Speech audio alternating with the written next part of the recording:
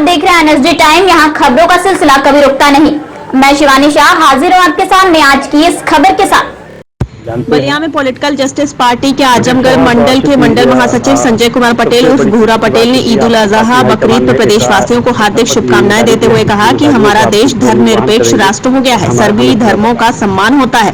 Party ने जो हमें जिम्मेदारियां दी हैं, मैं उसे पूरी निष्ठा पूर्वक एवं ईमानदारी के साथ अपने दायित्व का निर्वहन करूंगा। साथ ही गरीब, कमजोर एवं शोषित पीड़ित लोगों के जीवन स्तर को उठाने के लिए मैं पार्टी के दिशा निर्देश के अनुसार पालन करते हुए संपूर्ण भाव से समर्पित रहूंगा। आइए देखते हैं बलिया से हमारे संवाददाता डी प्रसाद की ये रिपोर्ट। जानते हैं पटेल साहब, चूंकि सबसे बड़ी खुशी की बात है कि आपको पार्टी हाईकमान ने एक ऐसा पद जिम्मेदारी दिया, कुछ जिम्मेदारियों को आप किस तरह निर्वहन करेंगे और हमें थोड़ा बताएं सर। ये देखिए, हम लोग राजनीति में बहुत छोटे से जुड़े हुए हैं और मेरे कार्यशैली को देखते हुए पार्टी ने मुझे इस पद पर मनोनीत किया है और पार्टी के निर्देशानुसार जो भी इनका निर्देश होगा पार्टी के लिए हम लोग भरपूर कार्य करेंगे और पार्टी को बढ़ाने के लिए बहुत संघर्ष करके पार्टी को बढ़ाने का काम भी करेंगे। सर, पार्टी में जब भी पार्टी जिम्मेदारी देती है पदाधिकारियों को, जब वोट देते हैं तो सभी लोग कहते हैं, लेकिन सर पार्टी को कब कैसे भरोसा दिलाएंगे कि नहीं तनमन हमसे हम मिलकर के अच्छे से काम करेंगे, पार्टी के जिम्मेदारियों को समझेंगे? जी सर, ऐसा है ना कि हम लोग नगर पंचायत में ऐसा काम किए हैं कि मतलब गरीब दबे कुचले समाज के लोगों उनकी लड़ाई लड़े हैं समाज में, अपने नगर पंचायत में और भी तरह से सामाजिक लड़ाइयाँ लड़ते आए हैं। तो हम लोग का जो अंदर का एक जज्बा है, जो कार्यशैली है, इसी में हम लोग लगभग 15 वर्ष से लगे हुए हैं। इसी को देखते हुए पार्टी ने मुझे इस पद पर दिया है और जो मेरी पहले से कल्चर है मैं उसको नहीं छोड़ सकता। सर, क्या लगता है कि पार्टी ने आपको जिम्मेदारी दे दी, तो क्या लगता है कि पार्टी के उनके बताए रास्ते पर आप चल पाएंगे या बीच में लड़खड़ाएंगे नहीं? जी देखिए, पार्टी के निर्देशानुसार हमको तो काम करना है और पहले से भी मैं करते आया हूँ और ऐसा नहीं है कि बीच में जाकर लड़खड़ा जाएगा आदमी, क्योंकि पहले से मेरा ये कैरेक्टर रहा है संघर्ष करना, गरीब समाज के लिए लड़ना।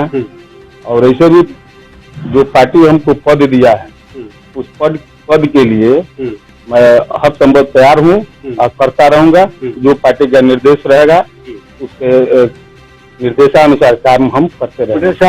अपने देश में और प्रदेश में मतलब राष्ट्रीय पार्टी या लोकल पार्टियां हैं, आपने इस पार्टी को क्यों नहीं चुना? आखिर में तो और भी सेवा करना होता। देखा जाए तो प्रदेश स्तर पर लोकल पार्टियां भी हैं और राष्ट्रीय पार्टियां भी हैं, तो क्यों नहीं पार्टी को अपने चुना? जी देखिए, ये पॉलिटिकल जस्टिस पार्टी में एक हम चीज देखे हैं जो कि भारत के जो भी बहुजन समाज के लोग उनके बारे में उनकी जो क्या बोलते हैं जो नियत जो है सामने आया मेरा, तो मुझे लगा कि मेरे नियत से मिलता जुलता है और वो political justice party Bahujan Samaj के दबे कुचले लोगों की लड़ाई लड़ती है।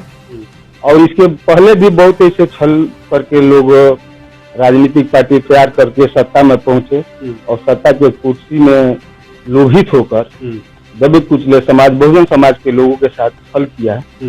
लेकिन हमें नहीं लगता है कि पॉलिटिकल जस्टिस पार्टी ये पूरे सब समाज की पार्टी है और मुझे विश्वास है कि पॉलिटिकल जस्टिस पार्टी पूरे सब समाज के लोगों का, बहुजन समाज के लोगों का हित का काम करेगी।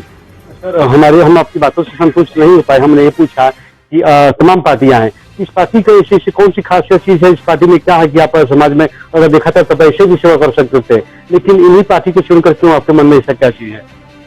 मैं आपसे बताया कि इस पार्टी का जो नीति और नियत है मुझे पसंद आ गया। बहुत ऐसी पार्टियां हैं जो कि कहती कुछ और है और बहुत हम लोग देखे भी हैं, बहुजन समाज के नाम पर बहुत लोग सत्ता के करीब भी पहुंच गए, सत्ता में भी पहुंच गए, क्योंकि बहुजन समाज के लोगों के साथ वो बेईमानी किए, सौतेलापन किए, उनके दुख दर्द को नहीं समझ पाए और सत्ता की कुर्सी में ही भूल गए। लेकिन हमारी जो पॉलिटिकल जस्टिस पार्टी है बहुत कम दिनों में बाबा साहब के बताए हुए रास्ते पर ये काम कर रही है। अब मुझे उम्मीद है और इसी उम्मीद के साथ मैं पॉलिटिकल जस्टिस पार्टी से जुटा हूँ कि बाबा साहब के सपनों का साकार पॉलिटिकल जस्टिस पार्टी ही करेगी, अन्यथा और कोई पार्टी से मुझे कोई उम्मीद नहीं है। चूंकि आज बड़ी हर्ष के साथ हम लोग मिले भी हैं, आज बकरीद का त्योहार है, इस अवसर पे नगरवासियों को और क्षेत्रवासियों को संदेश आपके द्वारा क्या कुछ कहना चाहेंगे आप?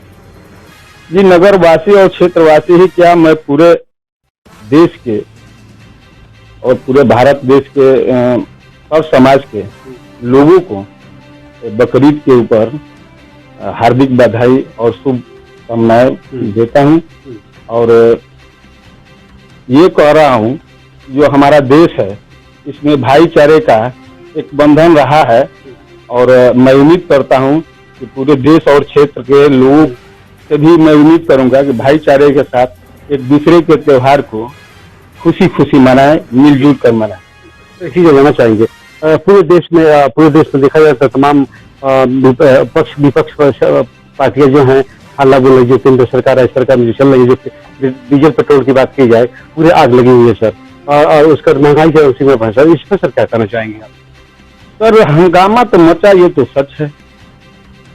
जो हमारे देश और प्रदेश और तमाम प्रदेशों में बीजेपी की जो सरकार चल रही है, ये हमारे भारत के सर समाज के जनता के साथ छल कर रही हैं और झूठे वादा करती हैं, और वादा करके जो गरीबी है जिससे हमारे किसान वर्ग या आम लोगों का लाभ होना है, वो जैसे मान लीजिए कि बहुत किसान है जो डीजल से ही काम करते हैं, ये डीजल पेट्रोल बना करके और महंगाई इतने चरम सीमा पर कर दिया है कि हमारे देश के लोग कहरा रहे हैं, बहुत कष्ट में जिंदगी जी रहे हैं।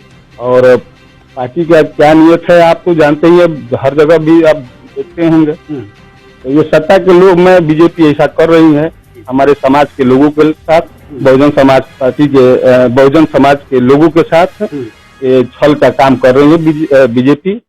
और मैं तो यही उम्मीद करूंगा देशवासियों से, प्रदेशवासियों से, कि आने वाले 2022 के चुनाव में इनका जोड़तोड़ मोड़तोड़ जवाब हम देंगे और उम्मीद करते हैं कि इनको हम सत्ता में नहीं आने देंगे। पटेल साहब से जानना चाहेंगे, जो कि जनता जो है परेशान है, क्योंकि देखा जाए तो सभी लोग परेशान है इसी से, महंगाई से लेकर के जेब का जो मनी हो खत्म होते जा रहा, खत्म हो भी गया है।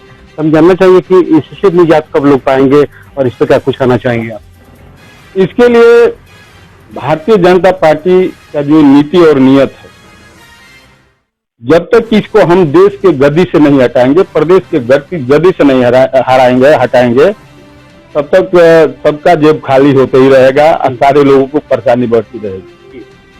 जी पटेल साहब, एक चीज और लास्ट सेंटेंस पे पूछ लेते हैं, अगर प्रदेश में अगर प्रदेश में अगर आपकी सरकार बनती है पॉलिटिकल जस्टिस पार्टी की, तो क्या उम्मीद किया जा सकता है कि जो चीज हो रहा है वो आगे चलकर कैसा नहीं होगा?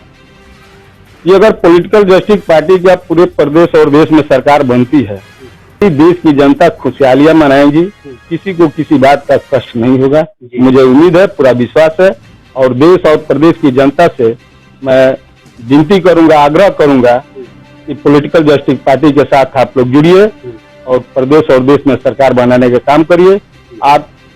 मैं पूरे जनता को कह रहा हूं कि इस तरह से कभी भी आप लोग को कष्ट पॉलिटिकल जस्टिस पार्टी से नहीं होगा। पटेल साहब, चूंकि लास्ट हम चलते पूछना चाहेंगे कि जब से आप ज्वाइन किए हैं पार्टी, तब से आप अगली आपकी रणनीति क्या होगी, इस पर प्रकाश छोड़ डालेंगे आप? जी देखिए, अभी हमारी पार्टी नई है और पहली हमारा रणनीति है कि मैं संगठन को इतना मजबूत कर दें, जनता के बीच में अपनी बातों को रखें, बाबा साहब जो संदेश दिए हैं उनके संदेश को जन जन तक पहुंचाएं और अपने पार्टी को आगे बढ़ाने का काम करें। कोरोना महामारी से पूरा देश जूझ रहा है, इसलिए पूरे देश में ये आपका टीकाकरण लग रहा है। क्या अपने लोगों को या नगर के लोगों को आप सुझाव बताते हैं कि मतलब कि आप लोग टीकाकरण अपना मिल जाता है? जी सर, देखिए, एक चीज मैं कोरोना के बारे में कहूंगा, इस देश में बहुत लोग जानते हैं, मानते भी हैं उसको, लेकिन मुझे नहीं लग रहा है जब भी कोई गलतियां करती है बीजेपी, तो उस गलती को छुपाने के लिए जनता को गुमराह करती है और कोरोना जैसे महामारी का हवाला देकर लॉकडाउन करना, लोगों को परेशान करना उनकी एक फितरत बन गई। और ऐसा कुछ नहीं है कि हमारे देश में कोरोना है और कोरोना से लोग ऐसा मर रहे हैं। इसी टाइम से बात करने के लिए बहुत बहुत धन्यवाद सर आप। इस कड़ी में बस इतना ही। ताजा तरीन खबरों के लिए बने रहिए एनएसडी टाइम्स के साथ। मुझे दीजिए इजाजत। नमस्कार। एनएसडी टाइम्स की खबरों से अप टू डेट रहने के लिए चैनल को सब्सक्राइब करें, लाइक करें, शेयर करें और कमेंट करें और साथ ही साथ बेल आइकन दबाना ना भूलें।